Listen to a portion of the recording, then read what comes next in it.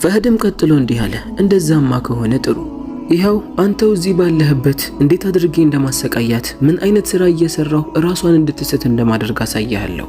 ማየት ትፈልጋለህን? በእኔ ሐሳብ ተስማማለህን? ብሎ ይጠይቀዋል። አሚርም ሻሂውን እየጠጣ ፈገግ አለ። እንግዲህ ከአሁን በኋላ እኮ ያንተ ዕቃ ናት፣ እኔ በአንተ ዕቃ ላይ ምንም መብት የለኝም፣ ከፈለክም ስበረው አውጥተህም ጣለው ብሎ ሻሂውን መጠጣቱን ቀጠለ። ሌይላ የአሚር ንግግር ልቧን እየሰበራት መጣ። ለሱ ብዬ ራሴን መሸጤ ይህን ያህል ስህተት ነው ማለት ነውን? ብላ በራሷ አዘነች። ፈህድም ጥሩ በቃ ከአሁን በኋላ የኔ ናት ይለውና ከነሱ ጋር መጨዋወቱን ይቀጥላል። አሚርና ሚስቱ ትንሽ እዛ ከዋሉ በኋላ ለመሄድ ይነሳሉ። ለፈህድ ያመጡትን ስጦታ ካስረከቡት በኋላ ወደ መጡበት ይመለሳሉ።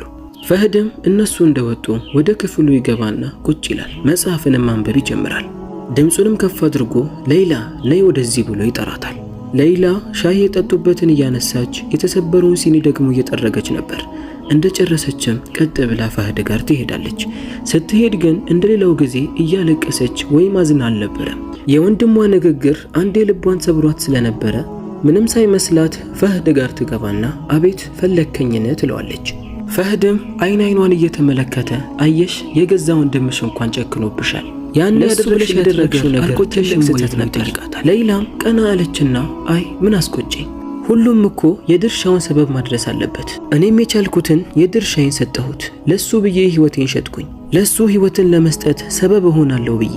ነገር ግን እሱ በዛ ተቃራኒ ክህደትን ሰጠኝ። አንተስ ለኔ ምን ልትሰጠኝ ነውን ብላ ጥያቄውን በጥያቄ ትመልስበታለች። ፈህድ የሌይላ መልስ በጣም አስገረመው። ነገር ግን መበገር ስለማይፈልግ እኔ ደግሞ ላንቺ የወንድምሽን ትዝታ እንድትረሺ ከባድ ስራ እንሰጥሻለሁ።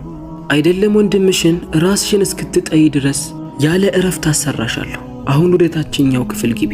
ክፍሉ እናቴም አባቴም ከሞቱበት በኋላ ገብቼበት አላውቅም። ወርደሽ ጽድት አድርጊው።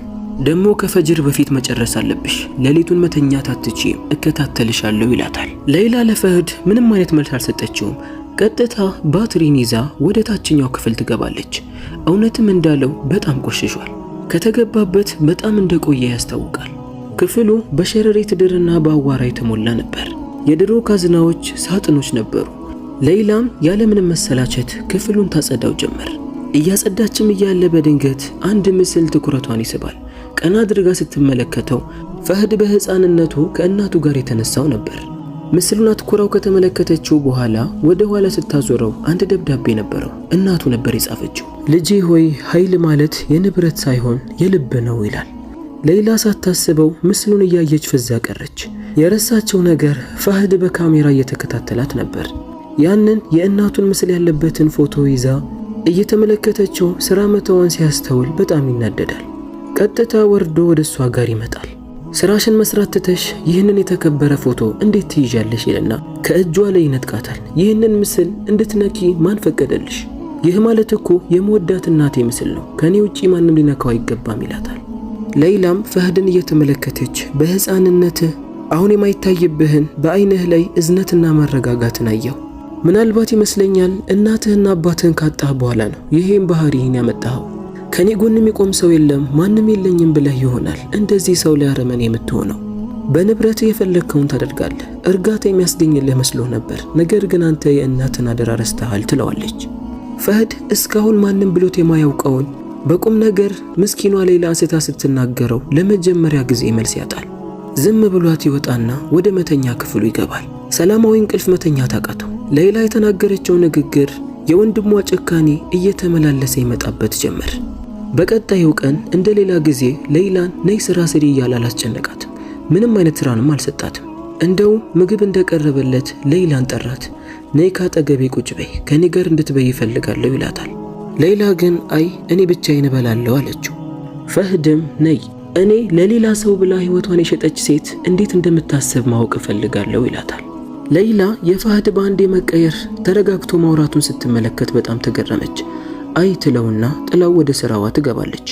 ከዛን ጊዜ በኋላ ቀስ በቀስ ፈህድ እየተቀየረ ይመጣል። እንደሌላው ጊዜ ሌይላን እየጠራ ያሰቃያትም። እሷም ቢሆን ንግግርን ቀነሰች፣ ጥንቃቄ ማድረግ ጀመረች። ብዙ ስራን ስለማያዛት ቁጭ ብላ መጽሐፎችን ታነባለች። ፈህድ ግን የሌይላን ድምፅ ለመስማት እሷን ለማናገር ይከታተላት ጀመር። በዛት ጊዜ ሌይላ በቤቱ ደጃፍ ላይ ባለው ማሳ ውስጥ ታሳልፋለች። ፈህድ የእሷን ንግግር ለመስማት ወደ እሷ ጋር ይመጣል። ምን አይነት ጠንካራ ሴት ብትሆን ነው እንደዛ ወንድሟ በድሏት ለእሷ ብላ ይህ ሁሉ መከራ ውስጥ ገብታ ምንም እንዳልተፈጠረ ነገር ጠንከር ብላ የምትኖረው ብሎ ማሰብ ጀመረ። አንድ ቀንም የሌይላ ወንድም አሚር ተመልሶ ወደዛ ቤት ይመጣል። ወደ ውስጥም ገባ። ሌይላንም እንደተመለከታት እንደሌላው ጊዜ መስሎት ይጮህባት ጀመር። ጭራሽ ፊት ለፊቴ ትገተሪያለሽ እንዴ? እኔ እኮ አንቺን ፈልጌ አይደለም የመጣሁት። አሁን ፈህድን ጥሪልኝ ይላታል። የአሚርን ጩኸት የሰማው ፈህድ ሳይጠራ ነበር ወዲያውኑ ከተፍ ያለው። ፊቱ ተቀያይሯል። አሚርም ፈህድን እንደተመለከተው ፈገግ ብሎ ሰላምታን ማቅረብ ጀመረ። ለሕክምና በተሰጠው ገንዘብ በተቀረው ስራን እየሰራበት ነበር። ነገር ግን ስራው አላዋጣ ብሎት ሙሉ ለሙሉ ከስሯል። አመጣጡም ንብረትን ፈልጎ ነው። ፈህድንም እየተመለከተው እንዲህ ይለዋል። ያው እህቴ ለኔ ብላ ህይወቷን እንደሸጠች ታውቃለህ። ብዙ ጊዜ አንተ ጋር ስለቆየች እህቴን ውሰዳትና በየወሩ ደሞዝን ስጠኝ ይለዋል። ይህንንም ሲሰማ ፈህድ በጣም ተገረመ። እህትህን እኮ አንዴ ውሰዳት ብለኸኛል። እህትህ አይደለችም ብዬ ስጠይቅህ ደግሞ እህቴ አይደለችም፣ እኔ ለእንደዚች አይነት ሴት ወንድም መሆን አልፈልግም ብለኸኛል ነበር እንዴ ይለዋል። አሚርም ይህ እኮ ወሬ ማጣፈጫ ነው፣ ደግሞ በንዴት ላይ ሆኜ ነበር ያወራሁት። ምንም ቢሆን እኮ እሷ እህቴ ናት። አንተ ጋር እስካለች ድረስ በየወሩ የእሷን ደሞዝ ለኔ ልትሰጠኝ ይገባል። እንደፈለክ እያሰራሃት ምንም ደሞዝ የማትሰጥ ከሆነማ ይሄ በደል ነው የሚሆንብህ ይለዋል። ሌይላ ይህንን ሲያወሩ ከኋላ እየሰማች ነበር። ከንዴት የመጣ ሙሉ ሰውነቷ ሲነዝራት ይሰማታል። ስርዓት የሌለው ንግግሩን የሰማው ፈህድ በዚህ ሰዓት ራሱን መቆጣጠር አልቻለም። አንዴ በኃይል ይመታዋል። ምን አይነት ርካሽና የዘቀጥክ ሰው ብትሆን ነው?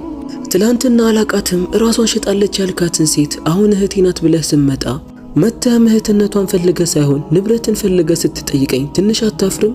አሁን ሌላ ነገር ሳይፈጠር እቤቱን ለቀህ ውጣ ይለዋል። አሚር ከፈህድ ይህንን ሲሰማ በጣም ደነገጠ። ሌይላ ምን አስነክታው ነው ብሎ በጣም ደንግጦ እቤቱን ለቆ ይወጣል። አሚር ከወጣ በኋላ ፈህድ ለብዙ ደቂቃ ከንዴት የመጣ እጁ እየተንቀጠቀጠ ነበር። ከትንሽ ቆይታ በኋላም ወደ ሌይላ ጠጋ ብሎ ሌይላ ሆይ ይቅርታ አድርጊልኝ፣ እኔ በጣም የተዋረድኩኝ ምንም የሌለኝ ደሃ ሰው ነኝ።